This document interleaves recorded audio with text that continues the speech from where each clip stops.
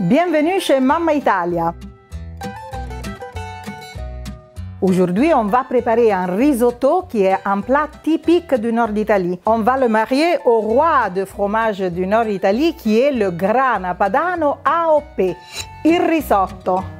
Nous allons faire un risotto primavera, risotto de printemps, avec des petits pois et des herbes aromatiques. Je vais commencer par émincer mon oignon. Les maîtres du risotto disent que l'oignon devrait être très fin, sauf que j'y arrive pas. Je vais verser mon oignon dans la casserole.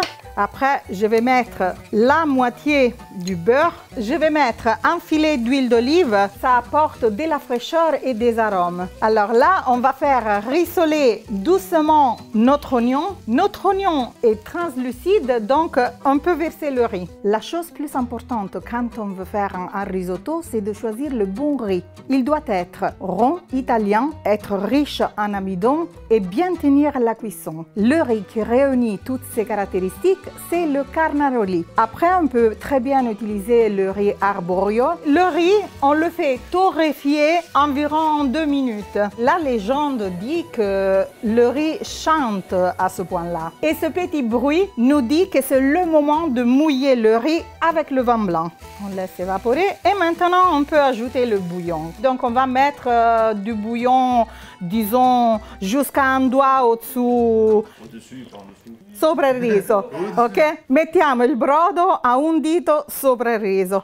Je suis au début de la cuisson de mon riz, je peux râper mon grana padano.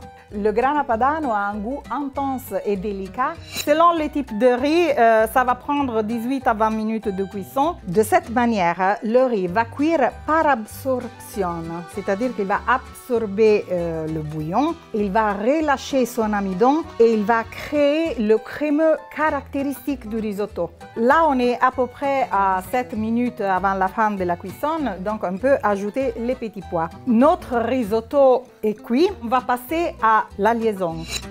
La mantecatura. Je peux verser mon grana padano dans le risotto. Je vais ajouter le beurre froid.